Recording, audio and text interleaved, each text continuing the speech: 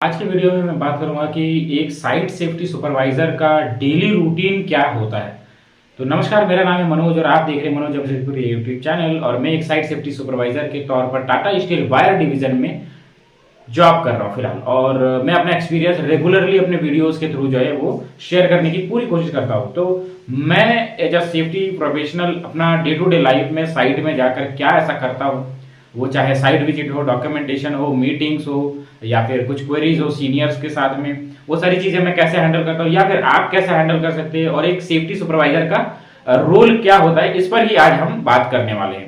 तो सबसे पहले जब भी मैं साइट पे जाता हूँ तो मैं अपना बैग वैग रख देता हूँ ऑफिस में, और उसके बाद मैं निकल जाता हूँ। सुबह 8 बजे से लेकर 10 बजे तक का मेरे अंडर में 5 साइट जो है वो मेरे कंट्रोल में है। 5 अलग अलग वर्क परमिट लेना पड़ता है, 5 अलग अलग एसओपी है।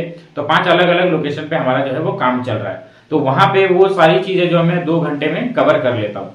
उसके बाद 10 बजे के बाद से जो है 10 से 12 बजे तक, 12:30 बजे तक, कभी कभी 1 भी बज जाता है।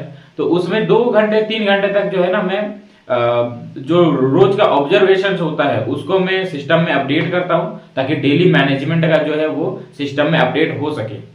उसके बाद 1 से 2 बजे के बीच में जो है मैं लंच कर लेता हूँ। अच्छा, आपको लग रहा होगा कि रोज का इतना ऑब्जर्वेशन 3-3 घंटे लग जाते हैं, तो ऐसा नहीं है। देखिए, रूटीन बनाना एक अलग चीज है, उसको regularly time to time follow करना ये एक अलग चीज है। बीच में कभी कोई वर्कर आ जाता है, कोई ऑपरेटर आ जाता है, उन लोगों के साथ में कुछ क्वेरीज होता है, बीच में कोई इंसिडेंट वगैरह हो गया, या फिर कुछ ऐसा नियर मिस वगैरह हो गया, या फिर कोई सेफ्टी ऑफिसर आ गया डिपार्टमेंट का जो होता है टाटा स्टील का, तो वो आ जाने से वो हमें कॉल कर लेते हैं, मुझे कॉल कर लेते हैं, तो उनके साथ में मुझे वो रहना पड़ता है। तो इस चीज के लिए मैंने वो 2 से 3 घंटे का वक्त रखा है। उसके बाद फिर जो है वो 2 बजे से लेकर 3 बजे तक फिर मैं एक बार और साइट पे निकल जाता हूँ दोपहर के, क्योंकि उस समय जो है शिफ्ट चेंज होता है। जी हाँ, मैं जहाँ पे हूँ वहां पे हम लोगों का 3 शिफ्ट में काम होता है, ए, बी और सी में।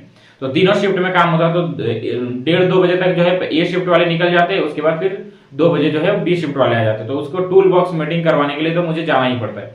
तो मैं वो 1 घंटे में पूरा ऑब्जर्वेशन, उनका पीपीएस का कंडीशन, टूल्स एंड टेकल्स का कंडीशन, कुछ रिक्वायरमेंट करना है, कुछ रिक्वायरमेंट भेजना है, कुछ रिक्वायरमेंट जो है वो बात करना है किसी से, तो वो सारी चीजें मैं कर लेता हूँ। उसके बाद 3 से लेकर 5 बजे तक मैं जो है वो अपने डॉक्यूमेंट्स पे काम करता हूँ। जो मेरा रोज का जो है मंथली डॉक्यूमेंट का जो होता है, मंथली सेफ्टी प्लान का जो रहता है, मंथली सेफ्टी प्लान में जो हर दिन का एक डाटा होता है कि मुझे ये चीज 2 या 3 डॉक्यूमेंट आज करना है, 2-3 डॉक्यूमेंट मुझे कल करना है। तो ये सारी चीजें होता है ना, रेगुलरली मुझे वो सारी चीजें अपडेट करना पड़ता है।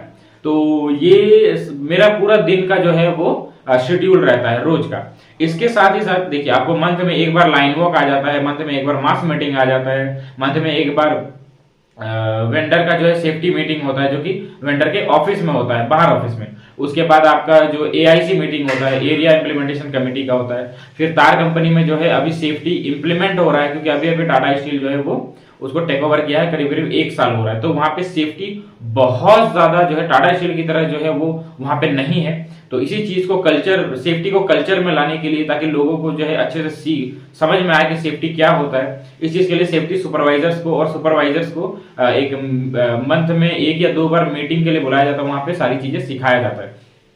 तो ये मेरा ओवरऑल रोज का जो है मेरा रूटीन रहता है। इसी तरीके से आपका भी एक सेफ्टी प्रोफेशनल के तौर पर यही रूटीन हो सकता है, या फिर उसको आप किस तरह से मैनेज करते हैं वो आपके ऊपर डिपेंड करता है। लेकिन आपको साइट विजिट भी करना है, आपको डॉक्यूमेंटेशन भी प्रिपेयर करना है, आपको एसओपीज भी बनाना है, हीरा जीएचए पे भी काम करना है, आपको सीखना भी है नई चीजें, ताकि आप अपने आप को इम्प्रूव कर सके, अपने आप को ग्रूम कर सके। ठीक है, उसके बाद में आपको पीपीएस कुछ वायलेशन आ गया उसको भी फुलफिल करना है, साइड में कोई वायलेशन आ गया उसको भी फुलफिल करना है, कोई डिपार्टमेंटल मीटिंग्स है उसको भी हैंडल करना है, आपका वेंडर का रिलेटेड कोई मीटिंग है उसको भी हैंडल करना पड़ता है। तो ये सारी चीजें जो है एक सेफ्टी सुपरवाइजर के अंडर में रहता है। तो आई होप आपको समझ में आया होगा। अगर कुछ छूट गया हो तो आप मुझे कमेंट में भी पूछ सकते हैं, या फिर व्हाट्सएप के डिस्क्रिप्शन में जाकर मेरा व्हाट्सएप ग्रुप का लिंक आपको मिल जाएगा, जिसमें कि मेरा ग्रुप है, वहां पे JNT-VTI से रिलेटेड कुछ भी क्वेरीज हो तो वहां पे आप पूछ सकते हैं, या फिर मेरे प्रोफेशन से रिलेटेड आपको अगर कोई क्वेरीज हो वो भी आप मुझसे पूछ सकते हैं। साथ ही साथ मैं आपको बता दूं कि JNT-VTI से अगर आप सेफ्टी सुपरवाइजर का कोर्स कर रहे हैं या फिर करना चाहते हैं तो मेरे से आप एक हेल्प ले सकते हैं। मेरे पास जो है वो साइट सेफ्टी सुपरवाइजर का एक नोट्स, एक पीडीएफ है 130 पेज का, जिसका कॉस्ट है सिर्फ और सिर्फ 249 रुपीज। जी हाँ, 249 रुपए का वो कोर्स है। उसको आप अगर ले लेते हैं, वो कोर्स नहीं बोलूंगा मैं, नोट्स है वो, उस नोट्स को अगर आप ले लेते हैं तो आपका फाइनल एग्जाम में आपको बहुत ज्यादा उसमें हेल्प मिलेगा। बहुत सारे स्टूडेंट को हेल्प मिल रहा है और आपको भी वो हेल्प मिल सकता है, क्योंकि आज टाटा स्टील में ये बोला जाता है कि जो JNT-VTI अगर आप कोर्स कर रहे हैं या करना चाहते हैं तो आपको पता होगा या पता होना चाहिए कि 3 सर्टिफिकेट वहां पे आता है। एक होता है सिल्वर, एक होता है गोल्ड, एक होता है प्लेटिनम। अगर आप सिल्वर लेकर आ रहे हैं ना तो आपका इतना ज्यादा रिक्वायरमेंट टाटा स्टील के अंदर में नहीं है। आपको गोल्ड, मिनिमम गोल्ड लाना पड़ेगा। अगर आप प्लेटिनम है तो आपके लिए अच्छा होता है, सैलरी अच्छा मिलता है, लेकिन गोल्ड में भी आपको अच्छा सैलरी मिलता है, लेकिन सिल्वर वाले को जॉब जल्दी नहीं मिलता। तो कोशिश करें कि आपका फाइनल एग्जाम का रिजल्ट अच्छा बेहतर हो। अगर आप अच्छे से एग्जाम देंगे तो ही आपका रिजल्ट जो है बेहतर आएगा। तो आप मेरे नोट्स में जो है वो short question, long question, MCQs, full form, fill in the blank, उसके बाद वाइवा, ये सारी चीजें जो है ऊपर से पिछले 4 बैच का जो है वो क्वेश्चन का पैटर्न होता है, लॉन्ग क्वेश्चन का पैटर्न होता है, वो सारी चीजें, कौन से इंपॉर्टेंट क्वेश्चन आए हुए थे उससे, वो सारी चीजें, वो डाटा जो है मेरे नोट्स में प्रोवाइड करता हूं मैं।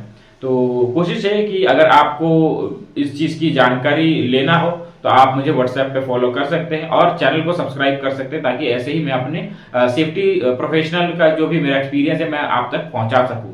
तो धन्यवाद, मिलते हैं अगले वीडियो में।